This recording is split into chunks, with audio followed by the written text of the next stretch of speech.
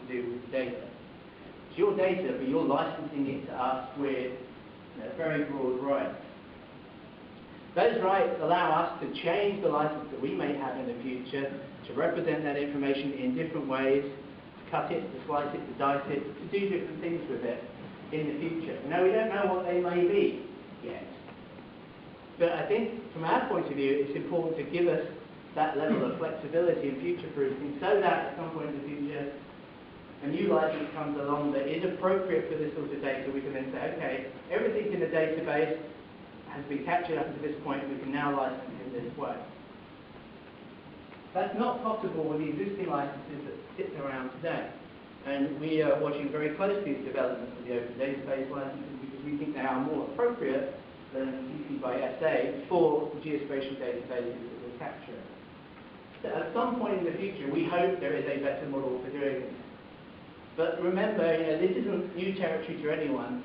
The whole open source licensing wars that happened around GPL and LGPL and all of that, we still have to go through in understanding what's the best way to license geospatial data in an open format.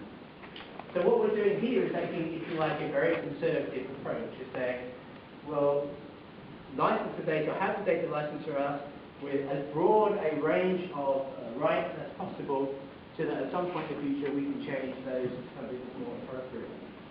That's why we've taken that particular approach. And we think it's a pretty successful approach. It works quite well, it works quite quickly. This was Burma at the beginning of May before the typhoon went through. This was Burma at the end of May, following about 10 days effort by Google employees. About 30 Google employees over a period of a week or so mapped Burma using the technology that we've developed. Now that was a very specific case. We had to deliver those mapping tiles very, very quickly for use by the United Nations, by the aid agencies that were working in Burma at that particular point in time. 70,000 square miles of roads, 70,000 kilometres of roads, 47,000 kilometres of waterways. A fair-sized country captured in a week by about 50 people. We think that's a good approach for capturing data for this specific need. So that's what we're trying to do. We're trying to fill the gaps in our database to meet the needs of our user community. We're not building an open source project at this point in time. It's not an open source project. We make no promises or no claims that it is an open source project. At some point in the future, it may well become an open source project. There is a strong inclination within Google to open source whatever we can. You can see that in other things and other activities that we do. At this point in time, however, because we feel the timing isn't right, we're taking quite a conservative view in terms of the licensing that people are giving us when we license the data from them, and giving us the rights to use the data in the way that we're currently doing it, with that thought in the future that, well, how can we make this more widely available? So that's where we're at today. That, I hope, it gives you a very quick overview of what MapMaker is at this point in time. I'm very happy to hide behind the lectern and take your questions.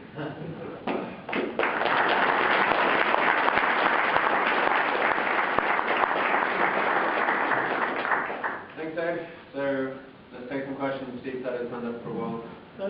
Ed, the examples you've given have all been of Google employee interactions, even your Burma example. Yeah. Even though it's really fresh, is there any indication yet on the take-up by general people and their feedback on the complication of your data interface and the feedback from moderators on the use of the data that's been produced? To be honest, I think it's still too early to say. It's only been live and active for a couple of weeks.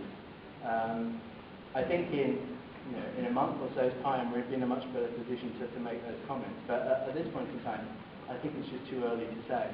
I mean, do you have some specific feelings yourself?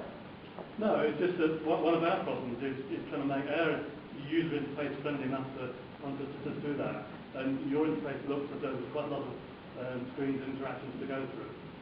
It is, and it's, I think, from a personal point of view, I think that, it's got to the point where it's just about usable by someone normal. It has been driven largely by our own internal needs. It's what the tool that we basically use to capture India and places like Dubai and so on.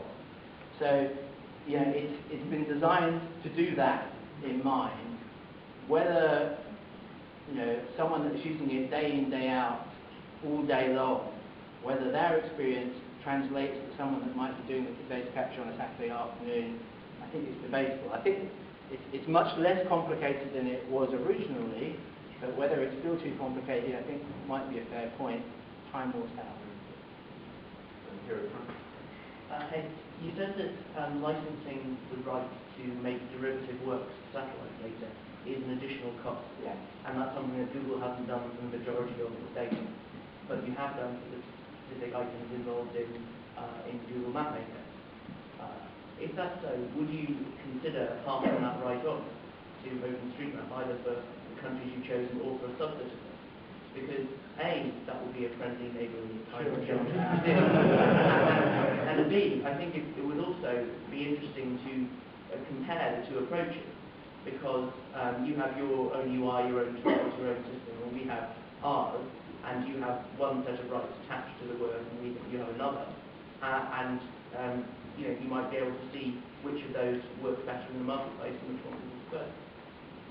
At this point in time, I'm sorry, we can't say it. Here you go. You can have the same right. We continually relicense data. We're continually negotiating with the providers of imagery, both satellite imagery and aerial photography, and always trying to broaden out the rights that we have. Because ultimately, it's actually in our best interest to have those rights as broad as possible, so that if you wanted to, you could absolutely capture the data. At this point in time, though, that's not the position largely of the imagery provider. They'd much rather say, well, that costs you X times more than just the viewing time. So we're continually having that debate. And for us, brutally, it's a financial position at this point in time. Whether we can justify the additional expense of making fully right imagery available against where we are today. And some of the imagery providers still just don't like the whole idea of that, because they are licensing the data to other organisations whose bread and butter is producing the right products in this way. Right, but you've got that right for these particular islands in the country. So there would be no additional expense. It would be. So we've got the right to us to capture the data. But it's not you, it's the general public. No, but the derived product comes to us. So that's the way the license works. More questions? Yeah. I'm interested in how you deal with what you call closed source countries like Burma and China. Can you tell us a little bit more about that? For instance, what is the attitude of the national authorities there toward mapping them? And secondly, when you use Google employees in that Burma, where do you get the street names from? Things like that. It tends to be the attitude of the local mapping agency or government tends to be either neutral or slightly negative, but never completely negative. You mustn't do this. Very, very seldom are they completely supportive of the activity.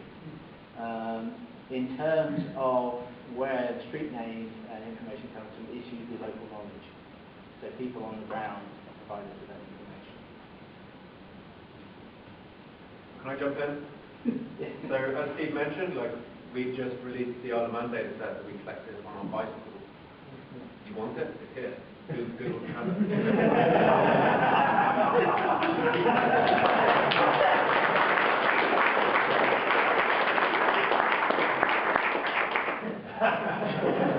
Well, Nick, you know that we had those discussions over the last year, and as far as I understood, because I wasn't part of the actual discussion, it ended up financially us not agreeing.